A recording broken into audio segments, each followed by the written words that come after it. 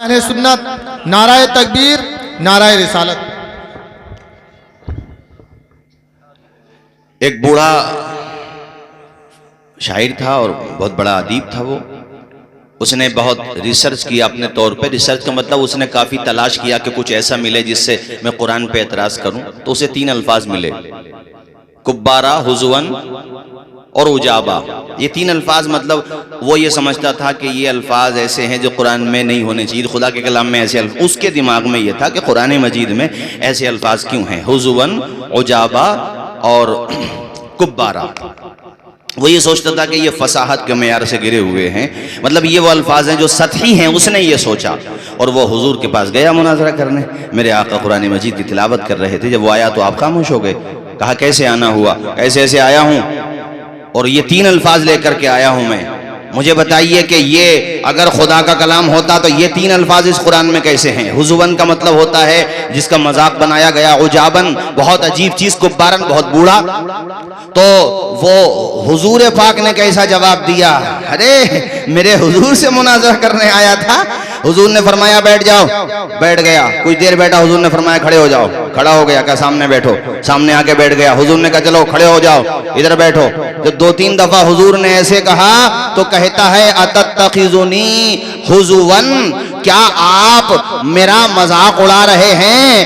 انا شیخ کبارہ، میں بہت بوڑھا ہوں۔ ھذا شیء عجاب، یہ تو بڑی عجیب بات ہے۔ جن 3 ورڈ پہ خود اعتراض کر رہا تھا، میرے نبی نے اس کی زبان سے نکلوا کر کے دکھا دیا۔ سبحان اللہ، سبحان اللہ۔ ارے بات سمجھ میں نہیں آئی؟ مطلب جن 3 ورڈ پہ اس کو آبجیکشن تھا، حضور نے اس کی زبان سے، حضور نے کہا کیا کہا تم نے؟ تو اب وہ غور کیے بغیر پھر کہتا اتتخذونی حضوا۔ حضوا پہ اعتراض کر رہا تھا اور خود ہی کہہ رہا اتتخذونی حضوا۔ آپ میرا مذاق اڑا رہے ہیں، آپ میری انسلٹ کر رہے ہیں۔ انا شیخ کبارہ، میں تو بہت بوڑھا ہوں۔ ھذا شیء عجاب، یہ تو بڑی عجیب بات ہے، کبھی ادھر بٹھاتے ہیں کبھی ادھر بٹھاتے ہیں۔ حضور نے کہا یہ 3 ورڈ اگر فصاحت سے گرے ہوئے ہیں اور تو اپنے آپ کو بہت بڑا تعلیم یافتہ فصیح سمجھتا ہے تو تو ان الفاظ کو کیوں ادا کر رہا ہے؟ ایسا تماچا رسید کیا میرے آقا نے۔ آیا مناظرہ کرنے تھا مگر منہ لٹکائے ہوئے واپس جا رہا تھا۔ اسلام کی فتح کا پرچم لہرا رہا تھا، قرآن مجید کی فصاحت کا پرچم لہرا رہا تھا۔ اسی لیے میں نے بہت دفعہ یہ اشعار پڑھے، آج پھر پڑھتا ہوں میرے بھائیوں، کہ پلٹ کے مصطفیٰ کی چوکھٹ پہ آ جاؤ، اپنے گھروں میں قرآن مجید کی تلاوت کا ماحول بناؤ، اپنے بچوں کو قرآن بناؤ۔ بے شک انہیں ماڈرن ایجوکیشن سے مالا مال کرو، بے شک انہیں ڈاکٹر، انجینئر، پائلٹ، ایڈوکیٹ بناؤ۔ تمام شعبہ جات میں ہمارے افراد کو جانے کی بے شک ضرورت ہے، مگر ان سب چیزوں کے ساتھ ساتھ یا پہلے انہیں قرآن عظیم کی دولت سے مالا مال کر دو اور بتا دو دنیا والوں کو کہ حق کا پیغام مٹ نہیں سکتا۔ ذرا اونچا بولیں، اونچا بولیں کہ حق کا پیغام مٹ نہیں سکتا، دین کا نام مٹ نہیں سکتا۔ ساری دنیا ہو ایک طرف پھر بھی، ساری دنیا ہو ایک طرف پھر بھی میرا قرآن مٹ نہیں سکتا۔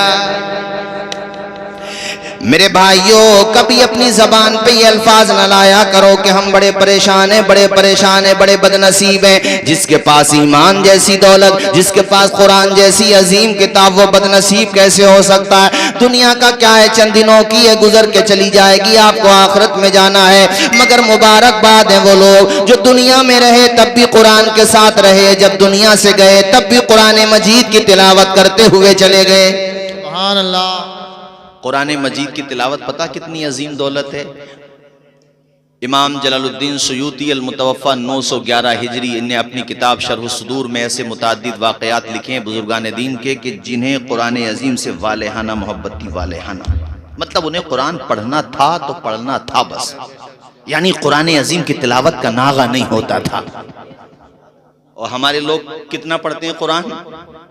بعض ایسے بیٹھے ہوں گے یہاں پر، اور میں ماؤں بہنوں سے بھی کہہ رہا ہوں کہ پورے 11 مہینے کے بعد رمضان کا چاند جب نظر آتا ہے تب انہیں قرآن کی یاد آتی ہے۔ 11 مہینے تک انہیں قرآن یاد نہیں آیا. رمضان شریف میں انہوں نے اٹھایا اور بعض گھر میں اللہ معاف کرے مگر یہ بات سچ ہے اس لیے عرض کر رہا ہوں کہ بیڈ روم کے دروازے صاف ہوں گے, آپ کے پردے صاف ہوں گے, مگر جس جزدان میں قرآن رکھا ہوا ہے وہ جزدان تک صاف نہیں ہوتا ہمارے گھروں میں. سچ ہے تو بولو. اور پھر یہ شکوہ کہ گھر میں برکت نہیں آتی. یار قرآن رکھا ہوا ہے, اس کے جزدان پہ گرد و غبار جم رہا ہے, تو برکت کہاں سے آئے گی تمہارے گھر میں؟ تم اگر قرآن پابندی کے ساتھ پڑھتے تو ایسا تھوڑی نہیں ہوتا جیسا آج ہو رہا ہے. علامہ اقبال نے بڑی اچھی بات کہی ہے, وہ فارسی کا شعر ہے, اس کے 2 مصرے ہیں, اس کا نچوڑ یہ ہے کہ ہمارے مسلمان بھائیوں نے قرآن سے بہرحال مرنا تو سیکھا, کہ یہ رواج تو آج بھی ہے کہ کسی کا دم چلے تو بیٹے قرآن پڑھے ہوئے ہیں تو بیٹے بیٹیاں گھر والے وہ نہیں ہیں تو امام صاحب کو بلائیں گے, لیکن بہرحال مرتے وقت انہیں قرآن کی یاد آتی ہے. یہ اچھی بات ہے, مگر آگے وہ کہتے ہیں کہ اے مسلمانوں, تم نے قرآن سے سیکھا تو صرف مرنا ہی سیکھا, ارے اس سے جینا بھی سیکھ لیتے تو تمہاری زندگی کی معراج ہو جاتی. مطلب قرآن سے سیکھا بھی تو مرنا ہی سیکھا. اچھی بات ہے, چلو یہاں پہ تم قرآن کے ساتھ جڑے رہے, مگر کاش تم اس قرآن سے جینا بھی سیکھ لیتے. وہ کون سا سبق ہے جس کا ذکر قرآن مجید میں نہ ہو؟ وہ کون سی سچویشن ہے جس سے نکلنے کا حل قرآن مجید میں نہ ہو؟ جب تم پہ ظلم ہو رہا ہو اس بنیاد پر کہ تم اپنے نبی کے امتی ہو, تم قرآن پڑھتے ہو, تم اہل اسلام ہو, تو گھبرانا نہیں. قرآن میں بار بار پچھلی امتوں کا تذکرہ کیوں آیا؟ اسی لیے تو آیا کہ انہیں پڑھو گے تمہیں سبق ملے گا. کبھی نمرود تمہارے سامنے کوئی کھڑا ہو جائے تو خوف زدہ مت ہونا, اس لیے کہ جب نمرود آتا ہے تو کوئی ابراہیم بھی آتا ہے. بے شک نبوت کا دروازہ بند ہو گیا, مگر ان کا غلام تو کوئی آئے گا, اور اس لیول کا نمرود بھی تو نہیں آئے گا جس لیول کا تھا وہ. ارے بولو یار, فرعون کس لیول کا تھا بتاؤ مجھے. مگر آپ بتاؤ, تو قرآن میں یہ بار بار تذکرہ آیا, قوم عاد کا تذکرہ, قوم سمود کا تذکرہ, قوم شعیب کا تذکرہ, قوم صالح کا تذکرہ. کیوں آئے یہ تذکرے قرآن مجید میں؟ حضرت یوسف علیہ السلام کا تذکرہ کہ سگے بھائیوں نے حسد کی بنیاد پر اپنے باپ کے سامنے جھوٹ بولا, اور پھر یوسف علیہ السلام کو کھیلنے کودنے کے بہانے سے لے گئے اور جا کر کے ان کو کنویں کی نظر کر دیا. مگر میرے رب نے دیکھو کیسے حفاظت فرمائی کہ رسی کٹ چکی تھی. اللہ نے کہا جبریل میرے یوسف کو گہرائی میں پہنچنے سے پہلے اپنے پر پہ اٹھا لیجئے. سبحان اللہ. اندھیرے میں رہے, قافلہ جا رہا تھا, انہوں نے نکالا, بازار مصر میں بیچے بھی گئے. کتنی کلفتیں, کتنی پریشانیاں. آپ اپنے بیٹے کو 1 دن نہ دیکھیں, 2 دن نہ دیکھیں, پاگل ہو جائیں. اور وہاں تو پیغمبر ہیں, حضرت یعقوب علیہ السلام, ان کے باپ بھی پیغمبر, ان کے دادا بھی پیغمبر, ان کے دادا ابراہیم ہیں, ان کے باپ اسحاق ہیں, اور حضرت یعقوب خود بھی نبی ہیں, اور یوسف علیہ السلام بھی نبی ہیں. میرے بھائیوں, آپ تصور کیجئے کہ بیٹا جدا ہو چکا ہے, ادھر بیٹے کو اپنے باپ کی کتنی یاد آتی ہوگی, اور ادھر باپ کو تو اتنی یاد آتی تھی کہ ایک دور ایسا بھی آیا جب روتے روتے آنکھوں کی بینائی چلی گئی تھی. میرے عزیز دوستو, یہ کیوں ہے قرآن میں تذکرہ؟ اسی لیے کہ کبھی تمہارے سامنے حق کی بنیاد پر, سچائی کی بنیاد پر پریشانی آ جائیں تو ایمان کا سودا نہ کرنا, احساس کمتری کا شکار نہ ہونا, خوف زدہ نہ ہونا. یہ بات یاد رکھنا کہ جس نے ماں کے پیٹ میں 3 اندھیروں میں ہماری حفاظت کی ہے, جس نے ایک لوتھڑے سے, ایک قطرے سے لوتھڑا بنایا اور پھر ہمیں انسان بنا دیا, ہمیں ماں کے پیٹ میں جس نے زندگی دی, وہی خدا ہے کہ جب کوئی ساتھ دے نہ دے مگر اس خدا کا ساتھ ہمارے ساتھ ہمیشہ رہے گا. حضرت موسیٰ علیہ السلام اور حضرت ہارون علیہ السلام, جب دونوں کو اللہ تعالیٰ نے کہا کہ جاؤ ذرا ابراہیم کے پاس جاؤ, مطلب حضرت موسیٰ اور حضرت ہارون, ہاں ان کے بھائی ہیں حضرت موسیٰ کے, ان دونوں سے اللہ تعالیٰ نے فرمایا کہ جاؤ ذرا فرعون کو جا کر کے تبلیغ کرو, دین کی دعوت دو. تو پتہ اللہ نے کیا کہا, جاؤ تم, اسمع و ارا, میں تمہارے ساتھ ہوں, میں سن بھی رہا ہوں اور دیکھ بھی رہا ہوں. ایک جگہ قرآن میں اللہ کہتا ہے وَهُوَ مَعَكُمْ أَيْنَمَا كُنْتُمْ, تم کہیں پر بھی رہو تمہارا خدا تمہارے ساتھ ہے. ذرا زور سے نہیں بولو گے؟ تو یہ بلیو، یہ یقین، یہ عقیدہ اپنے دماغ میں اتار لو، اپنی نسلوں کے دماغ میں اتار دو۔ تم مظلوم فلسطینی بھائیوں کو نہیں دیکھتے ہو؟ ان کے چھوٹے چھوٹے بچے، انہیں کھانے کو لقمہ نہیں ملے، لائن میں صبح سے شام تک لگے ہوئے ہیں مگر روٹی کا لقمہ نہیں ملا، انہیں ترکاری نہیں ملی، سالن نہیں ملا، پینے کو پانی نہیں ملا۔ جب پلٹ کے آتے ہیں یقیناً آنکھ میں آنسو ہوتے ہیں مگر زبان پہ شکوہ نہیں ہوتا۔ جانتے ہو کیا ہوتا؟ حسبنا اللہ، ہمارے لیے اللہ کافی ہے۔ اس کو کہتے ہیں ایمان، اس کو کہتے ہیں یقین۔ یہ سب سے بڑی دولت ہے، اس سے بڑی دولت کچھ بھی نہیں ہے میرے بھائیو۔ قرآن میں کیوں تذکرہ بار بار آ رہا؟ روتے روتے میں نے کہا ان کی آنکھوں کی بینائی چلی گئی تھی۔ اور پھر میں بتا رہا تھا آپ کو حضرت یوسف علیہ السلام کو بازار مصر میں بیچا بھی گئے، عزیز مصر نے خرید لیا، ان کی بیوی نے تہمت بھی لگائی، جیل بھی جانا پڑا، جیل میں بھی رہے۔ اور یہاں ایک بات بتاؤں، جو علماء حق سچائی کی بنیاد پر، انصاف کی بنیاد پر اور مظلوموں کے حق کی بنیاد پہ آواز اٹھاتے ہوئے پسے زندہ بھیج دیے جاتے ہیں، ان سے کبھی بدگمان مت ہونا بلکہ سوچنا کہ اللہ کی دی ہوئی توفیق سے یہ حضرت یوسف علیہ السلام کی سنت ادا کر رہے ہیں۔ ہم اپنے بھارت کی اگر بات کریں تو علامہ فضل حق خیر آبادی نے کیا کالا پانی کی سزا نہیں کاٹی؟ کیا علامہ سید کفایت علی کافی نے پھانسی کے پھندے کو نہیں چوما؟ کیا ہمارے ہزار علماء ذویل احترام نے کتنی عظیم سزائیں برداشت کی تو کبھی ان کے پائے استقلال میں لغزش نہیں آئی، کبھی وہ گھبرائے نہیں چونکہ ایمان ساتھ ہے۔ ارے دنیا کا ساتھ کب تک ساتھ ہے؟ ہمارا وہ خدا ساتھ ہے جو ماں کے شکم میں بھی ہمارے ساتھ تھا، جب دم نکل جائے گا تو قبر میں بھی تو وہی ہمارے ساتھ ہوگا۔ مجھے بتاؤ قبر میں کون ساتھ جاتا؟ زور سے بولو، دوست ساتھ جاتا ہے؟ سگی ماں ساتھ نہیں جاتی، جو پراپرٹی تم نے کمائی وہ پراپرٹی بھی ساتھ نہیں جاتی، کفن کے 3 کپڑے ساتھ جاتے ہیں۔ ہاں وہاں پر بھی اگر ساتھ ہوتا ہے تو میرے خدا کا ساتھ ہوتا ہے، اور رب کے کرم سے اس کے محبوب حضرت محمد مصطفیٰ صلی اللہ علیہ وسلم کا ساتھ ہوتا ہے۔ وہ مسکرا گئے، بہاریں آ جائیں گی، حسن عمل لے کر کے گئے، عشق مصطفیٰ لے کر کے گئے، قرآن مجید کی محبت لے کر کے گئے، نماز کے سجدے لے کر کے۔ اگر تم قبر میں گئے تو بریلی سے امام احمد رضا کا لہجہ آواز دے رہا ہے، قبر میں لہرائیں گے تا حشر چشمے نور کے، جلوہ فرما ہوگی جب طلعت رسول اللہ کی۔ اور پھر دیکھو امتحان سے گزرتے رہے یوسف علیہ السلام۔ ایک دور وہ بھی آیا، آپ خواب کی تعبیر بتا دیا کرتے تھے، 2 قیدی تھے۔ جب قرآن مجید کی آیتوں کا ترجمہ بتا رہا ہوں میں، آیات کا ترجمہ اور اس کی کچھ تفسیر، ان میں سے آپ نے بتایا کہ ایک کو پھانسی ہونا، ایک کو رہا ہونا ہے۔ جس کو رہا ہونا اس سے کہا کہ ذرا اپنے بادشاہ سے میرا تذکرہ کر دینا۔ بہرحال وہ تذکرہ آیا، قحط کا دور تھا، سلیوشن بتانے کے لیے قیدی کو نکالا جا رہا ہے، اور آپ نے جو سلیوشن بادشاہ کو بتایا وہ بالکل صحیح نکلا۔ اس کا نتیجہ یہ ہوا کہ بادشاہ نے اپنے تخت پر اپنے خاندان والوں کو نہیں بٹھایا، حضرت یوسف علیہ السلام کو بٹھایا، اور آپ نے پہلے ہی کہہ دیا تھا کہ مجھے یہ تخت دو تاکہ میں ذمہ داری سنبھالوں، چونکہ آپ سب سے زیادہ اہل تھے۔ اور پھر آپ نے مصر کی سرزمین پر ایسا نظام حکومت چلایا کہ دنیا میں مثال دی جانے لگی، اور وہی والد محترم بھی مل گئے، اور وہ بھائی جنہوں نے آپ کو کنویں میں ڈالا تھا قدرت نے بھی وہاں تک پہنچا دیا۔ ایک دفعہ آئے، پھر گئے، پھر آئے، اور پھر راز کھلا، اور پھر وہی بھائی سجدے میں گر گئے۔ ان کی شریعت میں سجدے تعظیمی جائز تھا۔ میرے کہنے کا مقصد یہ ہے، کبھی پریشانی آئے تو گھبراؤ نہیں، آج پریشانی ہے تو کل آسانی ضرور آئے گی، آج اندھیرا ہے تو کل سویرا ضرور آئے گا۔ گہری ہے غم کی شام مگر شام ہی تو ہے۔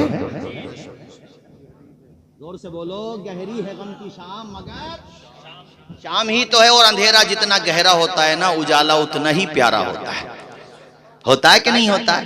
تو اجالے کی طرف لانے کے لیے سب سے پہلا اسٹیپ، سب سے پہلا قدم یہ ہے کہ تم قرآن مجید کی طرف آ جاؤ، حضور کی محبت کی طرف آ جاؤ۔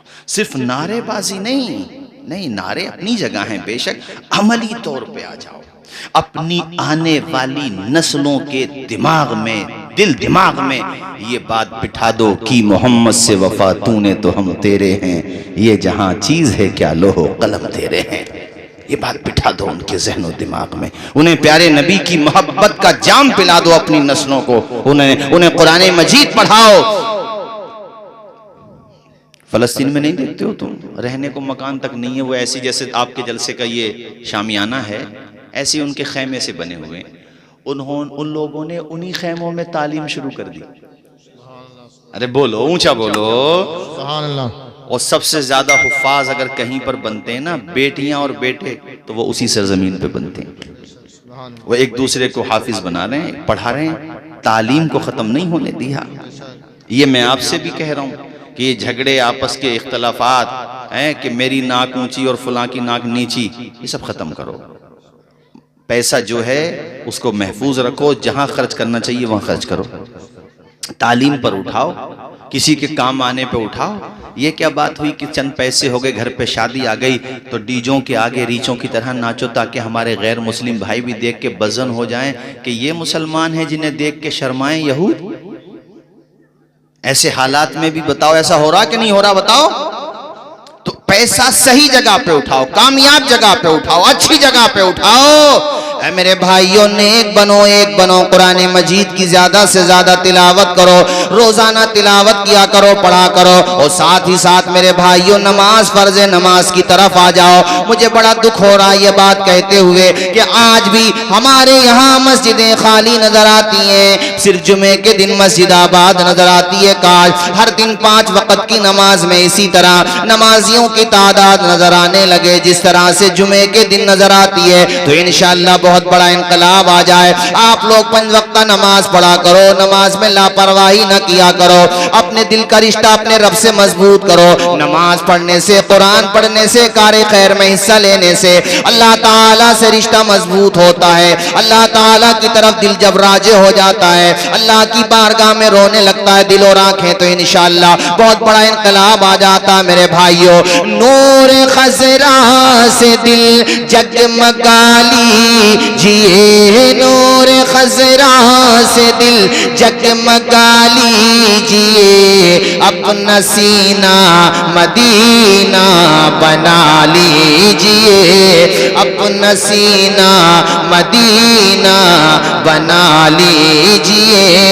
تیرے دل پہ ہوتا ری اداسی اگر, تیرے دل پہ ہوتا ری اداسی اگر, نعت صلی اللہ گنگنا لیجئے, نعت صلی اللہ گنگنا لیجئے.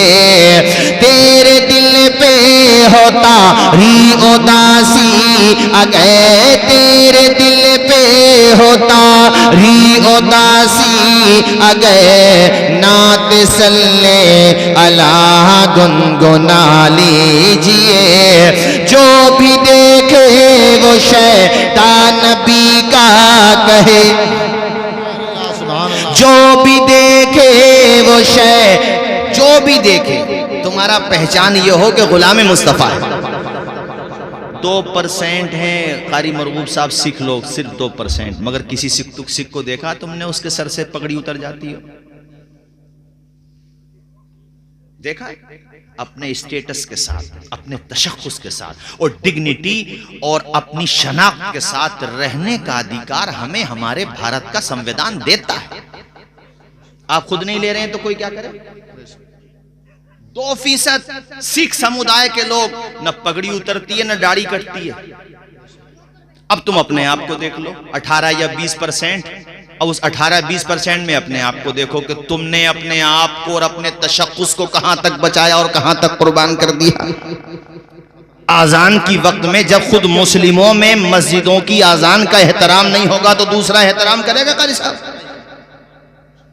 آذان کے وقت میں جب خود ہمارے وہاں ڈی جے بجائے جائیں گے تو کوئی دوسرا کیا ادب کرے گا؟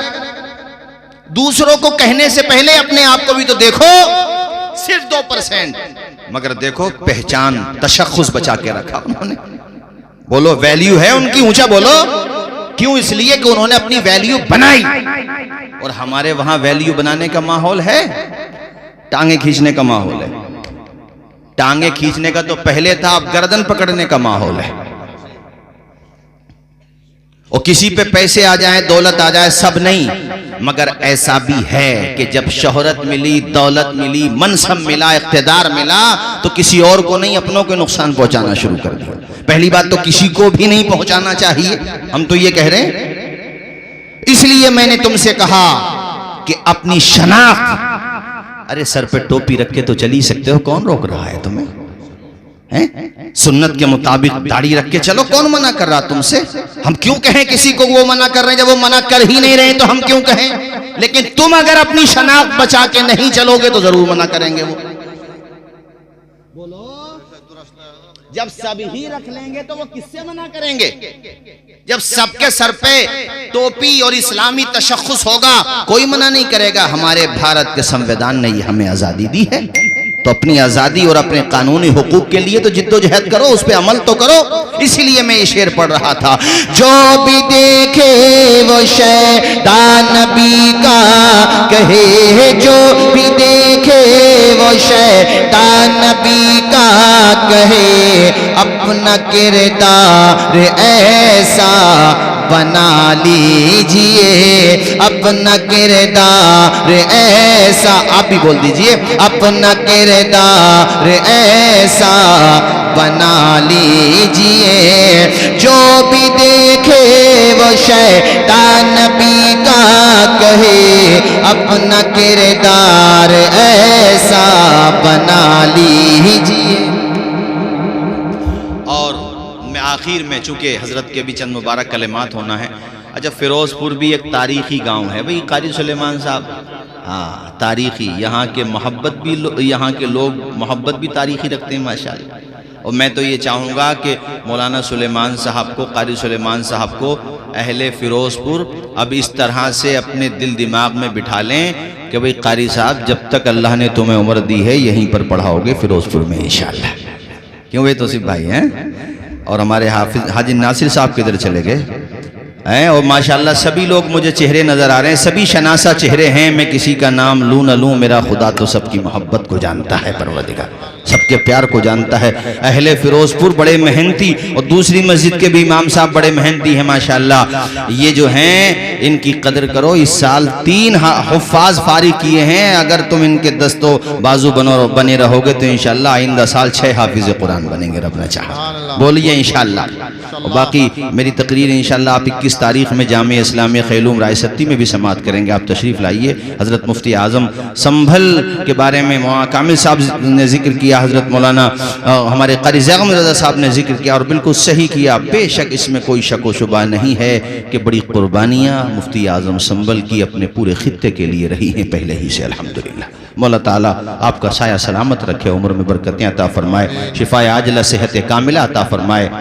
میں جو تم سے بتا رہا تھا نا کہ حضور کی محبت اور آپ کی سیرت کے اعتبار سے زندگی گزارو۔ تم نے شاید میری تقریر میں سنا ہوگا، میں نے ذکر کیا ہے اس واقعے کا کئی دفعہ۔ ایک بچی اسکول میں پڑھتی تھی، تو اس نے جو ہے نا سب سے زیادہ نمبر حاصل کیے، اور اس نے اپنے کلاس میں یا شاید اپنے کالج میں ٹاپ کیا، تو اس کو انعام ملنا تھا، ظاہر ہے مینجمنٹ کی طرف سے، جو اسکول کے انتظامیہ تھے ان کی طرف سے۔ تو ڈائس پہ جب وہ اپنا پرائز لینے آئی، انعام لینے آئی، تو فیروز پور کے میرے دینی بھائیوں، نہ اس نے اپنا نقاب ہٹایا اور نہ اس نے اپنا حجاب ہٹایا۔ آپ نے یہ خبر اخبارات میں پڑھی ہوگی، تو ظاہر ہے کیسے حالات ہیں آپ جانتے ہی ہیں۔ اس سے کسی نے کہا بھی کہ یہ ٹھیک نہیں ہے، آپ جو ہے انعام اگر لینا چاہتی ہیں تو آپ کو نقاب بھی ہٹانا ہوگا یا حجاب بھی، یا دونوں میں سے ایک کے لیے کہا۔ تو اس کنیز فاطمہ زہرا نے جو جواب دیا، اس سے اندازہ ہوتا ہے کہ اس کی تربیت کرنے والی ماں بھی کنیز فاطمہ زہرا رہی ہوگی۔ اس نے جواب دیا کہ میں چند ٹکے کے انعام کو اپنے پاؤں کی جوتی پہ رکھتی ہوں، جو انعام مجھے حضرت فاطمہ زہرا کے راستے سے دور کر رہا ہو۔ یہ خبر بہت وائرل ہوئی تھی۔ تو یہ گھر کا ماحول جب تم بچپنے ہی سے ایسا بنا دو گے، اور اس نے قانون کے دائرے میں کہا کہ جب تمہیں اپنے اعتبار سے رہنے کا ادھیکار ہے، تو میں نے کون سے تمہارے اوپر ظلم کیا ہے، یا میری کمیونٹی نے تمہارے ساتھ کیا ہے، مجھے بھی یہ حق ہے۔ اس نے یہ بات برملا کہی، اخبارات میں چھپی، کافی وائرل ہوئی تھی۔ تبھی میں آپ سے کہہ رہا تھا کہ آپ لوگ حضور کی محبت کا جام خود بھی پئیں اور اپنی نسلوں کو بھی پلا دیں۔ سبحان اللہ، جھوم کے بولو میرے بھائیو، سبحان اللہ۔ پڑھیں گے روزانہ نماز، بولیے روزانہ کا مطلب سمجھ رہے ہو؟ نہیں 5 وقت کی کہہ رہا ہوں میں۔ ہاں، کبھی میں کچھ کہہ رہا ہوں اور آپ لوگ کچھ سمجھ جائیں۔ روزانہ 5 وقت کی، بولیے انشاءاللہ۔ پڑھیں گے ڈیلی نماز، ہاں اس طرح. اور ایک میں یہ کہوں گا، اب یہ بھی چینل والوں سے بھی کچھ کہہ دیتا ہوں، میں برا مت مانیو میری بات کا، تم میں سب میرے اپنے عزیز ہو، اور میں یہ اس لیے کہہ رہا ہوں کہ حالات کس طرف جا رہے ہیں اس کے اعتبار سے، خیر ان لڑکوں میں سے تو کوئی ایسا نہیں ہے، مگر ان کے ذریعے اوروں تک بات پہنچ جائے ہیں، چونکہ آج کل کیا ہے، آپ لوگ یہ سمجھتے ہیں کہ زیادہ ویور آئیں گے، زیادہ لوگ دیکھیں گے تو اس سے آمدنی کا ذریعہ بنے گا، مگر اب جو ہے تیسری آنکھ بھی دیکھ رہی ہے آپ کے جلسوں کو. تو ایک تو لائیو کے بارے میں نے اس دن حسن پور میں ہی بولا تھا، آپ لوگوں نے سنا ہوگا، اس میں نے کہا تھا کہ لائیو پروگرام چلنا ہی نہیں چاہیے، چونکہ کئی دفعہ غیر ارادی طور پر یا سبقت لسانی میں آدمی سوچ کچھ رہا، زبان سے کچھ نکل گیا، ایسے الفاظ نکل جاتے ہیں جو کسی کی دل شکنی کا باعث بنے، جس سے حالات متاثر ہوں اور پتہ چلے کہ بولنے والوں پہ بھی ایف آئی آر ہو گئی اور جلسہ کرانے والوں پہ بھی ایف آئی آر ہو گئی. بات یہ نہیں ہے کہ ایف آئی آر ہو گئی، چلو وہ بھی قانونی طور پہ دیکھنا پڑتا ہے، مگر کئی دفعہ یہ غیر ضروری چیز ہے. ہاں ریکارڈ کر لیا، بعد میں اس کو کہیں پہ کمی محسوس ہو رہی ہے، لگ رہا ہے کہ بھئی یہ جملہ سبقت لسانی میں نکل گیا ہے، زبان پھسلنے کی وجہ سے نکل، کئی دفعہ ذہن حاضر نہیں ہوتا، انسان ہی تو ہے، کوئی زبان جملہ نکل جاتا ہے تو اس کو ایڈٹ کر لو اتنے حصے کو، اور پھر اسی اعتبار سے اس کو اپلوڈ کرو. بہرحال اس طرف توجہ دو. اور کئی دفعہ اس جلسوں میں کیا ہوتا ہے حافظ فرقان صاحب، کئی دفعہ ایسا ہوتا ہے جلسوں میں کچھ ظاہر انسان ہوتے ہیں، کچھ باتیں غیر مناسب ہو جاتی ہیں، تو ان میں سے خیر کوئی ایسا نہیں ہے، مگر میں نے بعضوں کو دیکھا کہ اسے اور زیادہ لگائیں گے تاکہ وہ وائرل ہو، لوگ دیکھیں اور آمدنی ہو. ارے تمہاری آمدنی کے چکر میں علماء کے ساتھ کیا معاملہ ہوتا ہے یہ بھی تو دیکھو ذرا. غیر مناسب باتیں تو مت اپلوڈ کرو اس کو. لائیو تو بالکل بھی نہیں ہو، یہ میرا مشورہ ہے، بے ضروری نہیں آپ لوگ متفق ہوں، لیکن لائیو پروگرام میں 4 سے 5 گھنٹے تک چلنے والے پروگرام میں کسی نہ کسی کی زبان سے تو کوئی نہ کوئی جملہ ایسا سرزد ہو سکتا ہے جو قابل اصلاح ہے. ہاں تو یہ میں نے کہہ دیا ان لوگوں سے، اور مجھے امید ہے. اور تھمنیل تقریر ہو رہی ہے اصلاح معاشرہ پہ، اور تھمنیل ایسا بن رہا ہے جیسا گودی میڈیا والے بنا رہے ہیں، جیسے کل ہی دنیا ختم ہو جائے گی.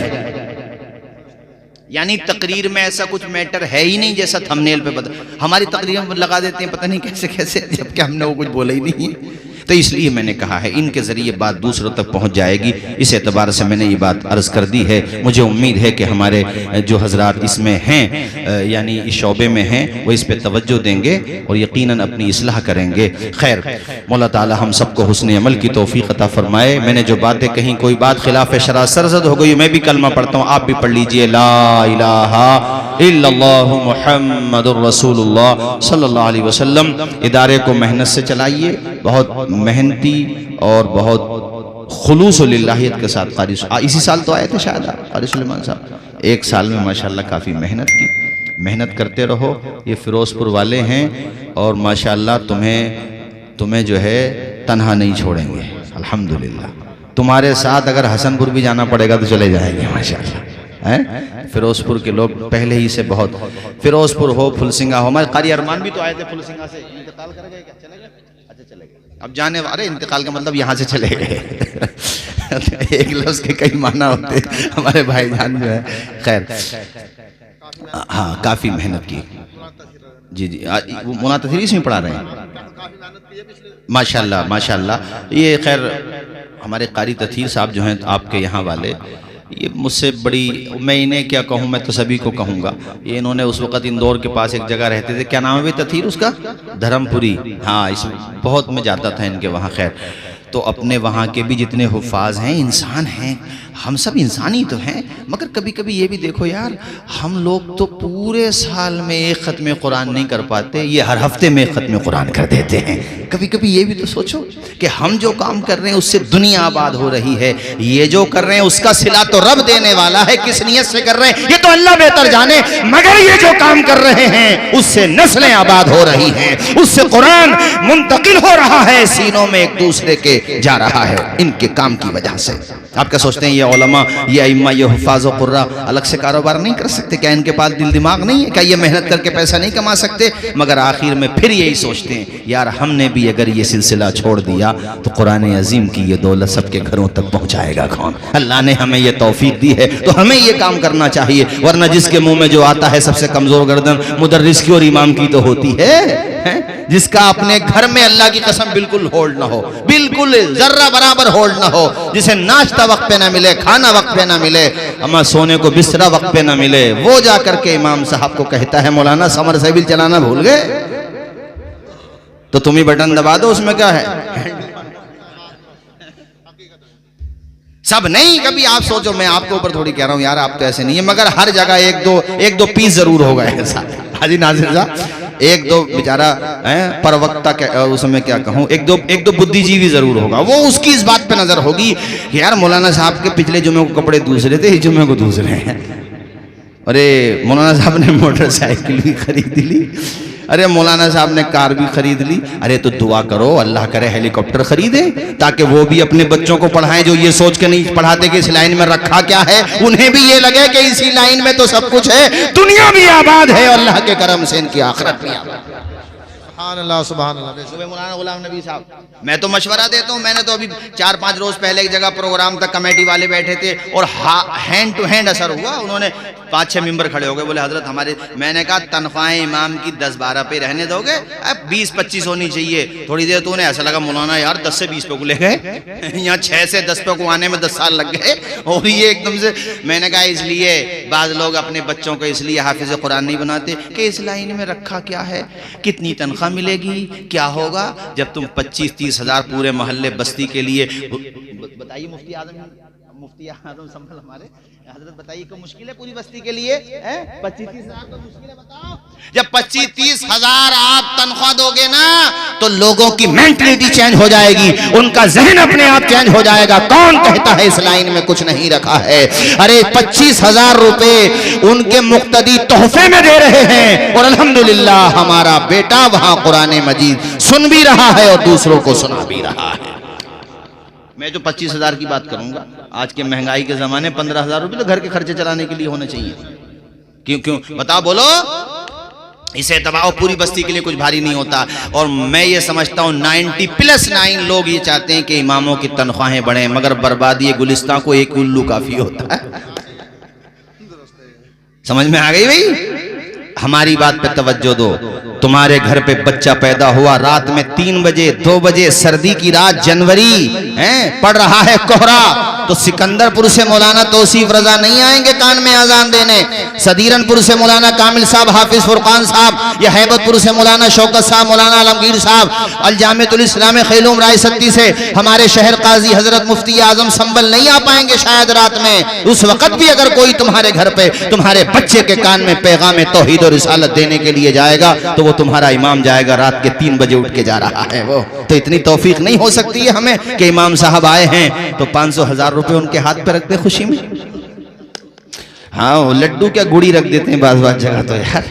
ہاں بھائی میں نے بھی تو کری ہے, اور گڑ بھی وہ جو بھینسوں کا آواز سمجھ گئے. خیر سب لوگ ایسے نہیں ہوتے ہیں, خیر اماموں سے بھی بڑی محبت کرنے والے لوگ ہوتے ہیں, سب تھوڑی نہیں ایسے ہوتے ہیں. سب ایسے ہوں گے تو پھر تو حوصلہ ٹوٹ جائے گا. اماموں سے بھی اب مجھے یہ کہنا ہے کہ کوئی تنخواہ دے نہ دے, کوئی تمہارے ساتھ کیسے ہی برتاؤ کرے, مگر تمہارا ریزرویشن رب کے کرم سے جنت میں موجود ہے میرے خدا نے چاہا تو. چونکہ تم قرآن پڑھ رہے ہو رب کی رضا کے لیے, یہ سوچ کر کے کہ ہم اس قرآن کی دولت کو آگے تک پہنچائیں گے, ہم اس قرآن مجید کو بیٹیوں کو بھی پڑھائیں گے, بیٹوں کو بھی پڑھائیں گے. صلہ دینے والی ذات تو میرے رب کی ذات ہے. ذرا زور سے بولو نا سبحان اللہ, اور جھوم کے بولو میرے بھائیو سبحان اللہ. ہر لفظ کو سینے میں, اشعار تو یاد ہوں گے, آپ بھی پڑھتے رہیں گے تو ذرا اچھا لگے گا. تھوڑی بہت دیر اور بول دیتا ہوں پھر میں ختم کر دیتا ہوں. ہر لفظ کو سینے میں بسا لو تو بنے پاک, ہر لفظ کو سینے میں بسا لو تو بنے پاک. طاقوں میں سجانے کو یہ قرآن نہیں ہے. ابھی آپ تقریر ختم کروانا چاہ رہے ہو یا کچھ دیر اور کریں, بتائیں ابھی تو بولو, ذرا ہاتھ اٹھا کے بول دو ایک مرتبہ. چلو ہاتھ مت اٹھاؤ, سردی پڑ رہی ہے, ایسے ہی بول دو زور سے سبحان اللہ. ہم نے تو سمندر میں بھی رستے ہیں نکالے, ہم نے تو سمندر میں بھی رستے ہیں نکالے, یوں ہم کو مٹانا کوئی آسان نہیں ہے. یوں ہم کو مٹانا کوئی آسان نہیں ہے، آسان نہیں ہے۔ سامان تجارت میرا ایمان نہیں ہے، سامان تجارت میرا ایمان نہیں ہے، ہر در پہ جھکے سر یہ میری شان نہیں ہے۔ ماشاءاللہ ہمارے ڈاکٹر شکیل صاحب، دیکھو یہ علم سے محبت کی بات ہوتی ہے، خود ڈاکٹر ہیں اور ماشاءاللہ اچھے ڈاکٹر ہیں، لیکن اپنے بیٹے کو حافظ قرآن بنا رہے ہیں۔ الحمدللہ بولیے الحمدللہ۔ یہ تو من بنانے کی بات ہوتی ہے۔ ڈاکٹر شکیل صاحب ہمارے ماشاءاللہ، ڈاکٹر خلیل صاحب نے بھی ماشاءاللہ ایک عالم بھی بنا، ایک پڑھ رہا بھی، اور ہمارے مولانا عظیم صاحب ماشاءاللہ۔ یہ تو من بنانے کی بات ہوتی ہے۔ پڑھے میرے ساتھ، سامان تجارت میرا ایمان نہیں ہے، ہر در پہ جھکے سر یہ میری شان نہیں ہے۔ اللہ میرے رزق کی برکت نہ چلی جائے، دو روز سے گھر میں کوئی مہمان نہیں ہے۔ رب نے ارشاد فرمایا قرآن مجید میں کہ ہم نے ہی قرآن کو نازل کیا اور بے شک ہم ہی اس کے محافظ ہیں۔ قرآن زندہ، قرآن کو نازل کرنے والا خدا حی و قیوم، قرآن کریم کو کوئی مٹا نہیں سکتا، قرآن کو کوئی تبدیل نہیں کر سکتا، ایک لفظ کی چینجنگ نہیں کر سکتا۔ قرآن مجید محفوظ ہے، قرآن مجید میں اللہ خود کہتا ہے لا تبدیل لکلمات اللہ، قرآن کو بدلا جا نہیں سکتا ہے۔ قول محمد قول خدا، فرمان نہ بدلا جائے گا، بدلے گا زمانہ لاکھ مگر قرآن نہ بدلا جائے گا۔ وما علینا الا البلاغ۔ السلام علیکم ورحمۃ اللہ۔ آپ لوگ ہیں جنہوں نے بڑی کم عمر میں بڑا کام کیا ہے، حافظ و قاری سلیمان صاحب ماشاءاللہ، قاری غلام مرسلین صاحب، تمام ہی علماء ذوی الاحترام، استاذ القراء حضرت قاری مرغوب صاحب، حضرت مولانا امید اختر ثقافی صاحب، ہمارے دیگر علماء، اتنے علماء کا آنا بھی یہ جہاں حافظ و قاری سلیمان صاحب سے محبت کا پتہ دیتا ہے، وہاں اہل فیروز پور سے بھی محبت کا پتہ دیتا ہے۔ اب دیکھیں پورا اسٹیج بھرا ہوا ہے علماء سے ماشاءاللہ، حفاظ و قراء سے، ہمارے حافظ تطہیر صاحب ماشاءاللہ، تمام ہی علماء۔ 3 بچوں کی تعداد کم نہیں ہوتی ہے، بہت ہوتی ہے۔ حافظ قرآن تو ایک بھی بن جائے اور وہ زندگی بھر یہ مشن بنا لے کہ مجھے دوسروں کو حفاظ بنانا ہے، پڑھانا ہے، تو ایک ہی پودا بہت ہوتا ہے پورے چمن میں خوشبو پھیلانے کے لیے۔ اور آپ کے وہاں سے تو ماشاءاللہ 3 حفاظ فارغ ہو رہے ہیں ماشاءاللہ۔ اور چونکہ میں بھی حافظ قرآن ہوں الحمدللہ، اور میرے حفظ کے کئی ساتھی یہاں پر موجود ہیں، ہمارے حافظ و قاری فرقان صاحب ہیں، حضرت مولانا کامل صاحب ہیں، قاری مرغوب صاحب ہیں، مولانا شوکت صاحب، مولانا عالمگیر صاحب، یہ میرے حفظ کے بھی ساتھی ہیں۔ تو ہم لوگ اس بات کو بخوبی سمجھتے بھی ہیں، چونکہ ہمارا اپنا تجربہ ہے یہ۔ باقی دیگر حفاظ بھی الحمدللہ سب سمجھتے ہیں کہ حافظ ہونا قرآن مجید کا یہ کوئی آسان کام نہیں ہے، یہ صرف خدا کا فضل ہے جو اتنی بڑی کتاب سینے میں محفوظ ہو جاتی ہے۔ سبحان اللہ، یہ عقل میں آنے والی بات نہیں ہے۔ کبھی آپ سوچیں یہ کوئی آسان کام میں ایسے ہی ہو جاتا ہے، ایسے نہیں ہوتا۔ ایسے ہی اگر ہو جاتا تو ہمارے مسلمانوں میں 100 کے 100% لوگوں کو نماز یاد ہو جاتی پوری، جبکہ یاد نہیں ہے پوری۔ کتنوں کو دعائے جنازہ یاد نہیں ہوتی اور ان کا اپنا جنازہ ہو جاتا ہے، نہیں ہو پاتی قاری صاحب، ان کو اپنا جنازہ ہو گیا، ان کا دنیا سے چلے گئے، مگر دعائے جنازہ یاد نہیں کر سکے، 70 سال 80 سال کے ہو گئے۔ اور یہ جو 3 حفاظ بیٹھے ہیں نا، ذرا ان کو دیکھو تھوڑی دیر آپ، انہوں نے الحمد سے لے کر والناس تک مکمل قرآن مجید اپنے سینے میں محفوظ کر لیا۔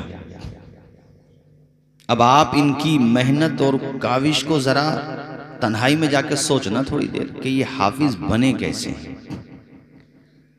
جب بیٹھکوں پہ ہمارے عوام و خواص، بہت سارے پبلک کے خواص بیٹھ کے صرف باتیں کر رہے ہوتے ہیں، ہمارے بہت سارے نوجوان جب ادھر ادھر گھوم رہے ہوتے ہیں، اس وقت بھی یہ طلبہ اپنی درسگاہوں میں بیٹھ کر ایک ایک آیت کو 10 مرتبہ بار بار پڑھ رہے ہوتے ہیں، بار بار پڑھتے ہیں۔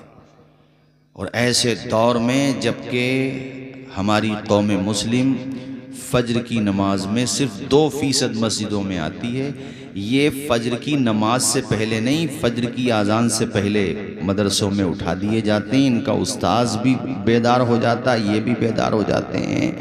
تم جب ناشتہ کرتے ہو تب تک تو یہ سبق سنا کے فارغ ہو چکے ہوتے ہیں میرے بھائیوں۔ کتنی مشقت اور محنت کے بعد کوئی طالب علم حافظ قرآن بنتا ہے۔ ایک ایک آیت کو 10 مرتبہ۔ بہت اچھا کسی کا ذہن ہے، مگر ایسے لوگ کم ہوتے ہیں جن کا ذہن بہت اچھا ہوتا ہے، میڈیم ذہن کے لوگ زیادہ ہوتے ہیں، ان کو بھی 1 سال تو ایکسٹرا رکھنا پڑتا ہے، ٹوٹل 4 یا 5 سال کمپلیٹ لگانا پڑتے ہیں، تب جا کر کے وہ مصلی پہ قرآن سناتا ہے۔ اور پہلی محراب میں اگر 5 یا 6 متشابہ لگ جائیں تو باہر آ کے 4-5 لوگ جنہیں نماز جنازہ یاد نہیں ہوگی، اور وہ جو نماز پڑھ کے آئے ہیں وہ بھی اگر کسی حافظ قرآن کو، عالم کو سنا دیں تو کئی متشابہ لگیں اس میں، وہ باہر آ کے کہتے ہیں یار کچا سا نکل گیا حافظ جی کا۔ تو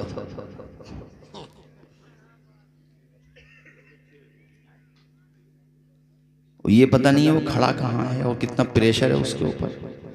اسے رکعتیں بھی یاد رکھنا، کتنی رکعات ہو گئیں، ہر 4 رکعات کے بعد، 4 رکعتوں کے بعد اسے بیٹھنا بھی ہے، وہ بھی یاد رکھنا ہے، اور کہاں سے اس کو پکڑ لینا ہے، جو جہاں سے چھوڑا تھا وہ بھی یاد رکھنا ہے۔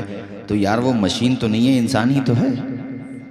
مشین بھی ایسے وقت پہ فیل ہو جائے، یہ تو کرم ہے نبی کا جو الحمدللہ یہ حفاظ قرآن مجید سنا دیتے ہیں محراب میں کھڑے ہو کر کے۔ یہ تو حفاظ سے پوچھو آپ، جب پارہ سنا کے فارغ ہوتے ہیں اور جب وہ 20ویں تراویح مکمل ہو جاتی ہے نا تو ایسا لگتا ہے جیسے جنگ فتح کر لی۔ وطر پڑھ کے جب آتے ہیں نا تو 1-2 گھنٹہ بہت ریلیز محسوس کرتے ہیں، بہت ریلیف، اور ایسا لگتا ہے بہت سکون، مگر پھر ہاں اگلے دن کی تیاری۔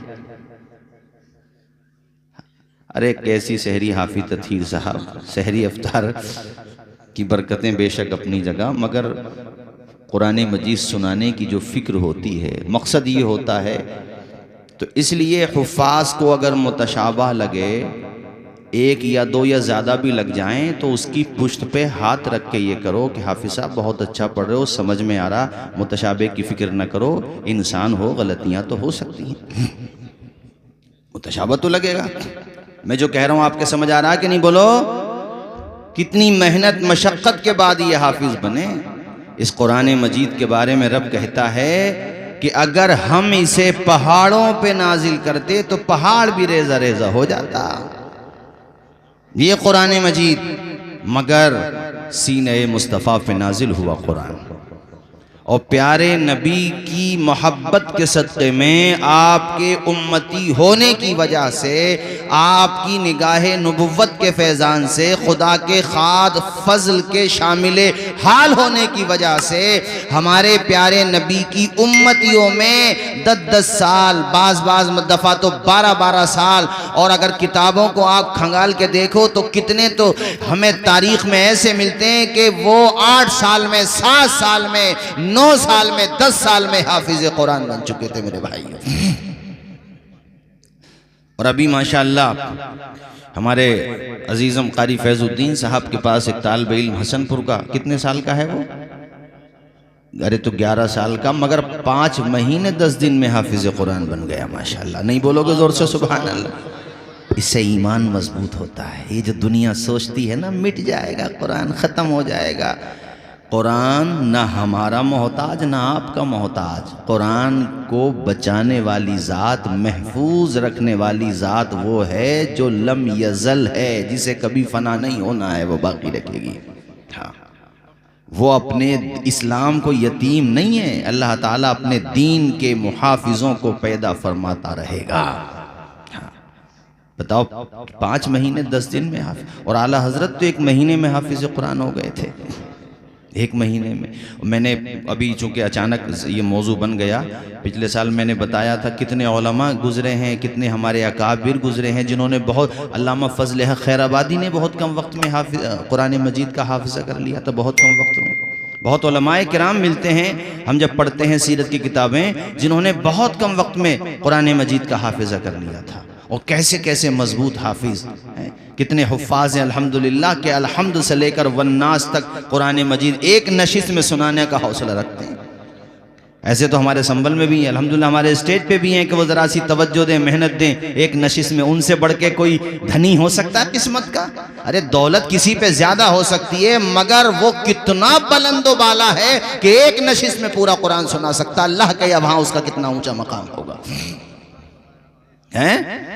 ہاں بالکل، بہت میں جانتا ہوں الحمدللہ یہ کوئی آسان کام نہیں ہے۔ قرآن کہہ رہا کہ یہ اگر کسی پہاڑ پہ بھی نازل کیا، پہاڑ بھی کیسا عظیم پہاڑ، جبلن پہ جو تنوین ہے، یہ تنوین برائے تعظیم، یعنی بہت بڑا پہاڑ بھی ہوتا تو وہ بھی ریزہ ریزہ ہو جاتا خشیت خداوندی سے۔ یہ تو میرے مصطفیٰ کا سینہ ہے۔ مگر پیارے نبی پر بھی جب وحی نازل ہوتی تھی، بخاری شریف کی حدیث ام المؤمنین سیدہ عائشہ صدیقہ فرماتی ہیں کہ حضور پاک کے پیشانی سے مبارک قطرات ٹپکنے لگتے تھے پسینے کے، وحی نازل ہوتی تھی۔ ارے تم نے قدر ہی کہاں کی ہے، تم سے مراد ہم سب، کہ اللہ کا کتنا بڑا انعام ہے کہ اس نے تمہیں جو کتاب دی وہ کتابوں میں افضل، آپ جس نبی کی امت میں پیدا ہوئے وہ نبی سارے نبیوں میں افضل، اور آپ جس امت کا حصہ بنے ہو وہ امت ساری امتوں میں افضل۔ اب تم ہی نہ قدرے بنے ہو تو اس کا کیا کیا جائے؟ بنیادی کام کرو، اپنے گھروں میں قرآن مجید کی تلاوت کے ماحول کو عام کرو، لازم کرو۔ قوم کی بہنیں، بیٹیاں، مائیں اس چیز کو اپنی زندگی میں اتار لیں، جیسے آج کی نسل بغیر موبائل کے نہیں رہ سکتی، اسی طرح لازم کر لو کہ ایک مرتبہ کو موبائل رہے نہ رہے مگر ہمارے گھر میں قرآن مجید کی تلاوت ہر حال میں رہنا چاہیے۔ ایک سے بڑھ کے دوسرا، ایک سے بڑھ کے دوسرا، یعنی ایک دوسرے کو قرآن مجید پڑھاؤ۔ میرے پیارے نبی نے صاف فرما دیا کہ اللہ کے نزدیک سب سے بہتر کون ہے۔ ہماری آپ کی نگاہ کے اعتبار سے، کوئی مال کے اعتبار سے، کوئی منصب کے اعتبار سے، کوئی حسن و جمال کے اعتبار سے، کوئی خاندان کی طاقت کی بنیاد پر، کوئی پولیٹیکل پاور کی بنیاد پہ افضل ہو سکتا ہے، بہتر ہو سکتا ہے، مگر میرے نبی ارشاد فرما رہے ہیں، اور یہ حدیث سیدنا عثمان غنی رضی اللہ تعالیٰ عنہ سے مروی ہے، بخاری شریف کی حدیث ہے۔ ہمارے پیارے نبی فرماتے ہیں خیرکم من تعلم القرآن علما، اے میرے امتیوں تم میں سب سے بہتر وہ ہے جو قرآن خود سیکھتا بھی ہے اور دوسروں کو سکھاتا بھی ہے۔ اس لیے قرآن سیکھیں اور قرآن سکھائیں۔ یہ جو مدرسے ہیں یہاں کیا ہوتا ہے، قرآن سیکھا بھی جاتا ہے، اور اونچا بولو قرآن، آواز آئے قرآن۔ اس لیے میں نے آپ سے گزارش کی ہے کہ قرآن مجید پڑھنے کا مزاج بناؤ۔ آپ کیا سمجھتے ہیں یہ سازشیں جو چل رہی ہیں، چلتی رہتی ہیں، کوئی نئی بات ہے؟ جب حضور پاک کے سوالات کا اور آپ کے چیلنجز کا ان کے پاس کوئی جواب نہیں تھا، دشمنان دین کے پاس، چونکہ قرآن بار بار چیلنج کرتا تھا۔ وہ کہتے تھے کہ یہ محمد صلی اللہ علیہ وسلم تو اپنی طرف سے کہی ہوئی باتوں کو خدا کی طرف منسوب کر دیتے ہیں۔ تو قرآن نے کہا اگر ایسی بات ہے تم بھی انسان ہو تو لے آؤ قرآن کی طرح آیتیں بنا کر کے، تم بھی انسان ہو۔ تو انہوں نے باضابطہ کوشش کر کے ایک بہت ہی اس زمانے کے ان کے بڑے عالم جو بہترین اپنے دور کا بزلہ سنج شاعر تھا، فی البدیع اشعار کہہ دیا کرتا تھا، نپے تلے انداز میں اپنا ما فی الضمیر ادا کر دیا کرتا تھا، بڑا غضب کا وہ شاعر تھا، حاضر دماغ بھی تھا، فصاحت و بلاغت کی نبض پکڑ کے وہ شاعری کیا کرتا تھا.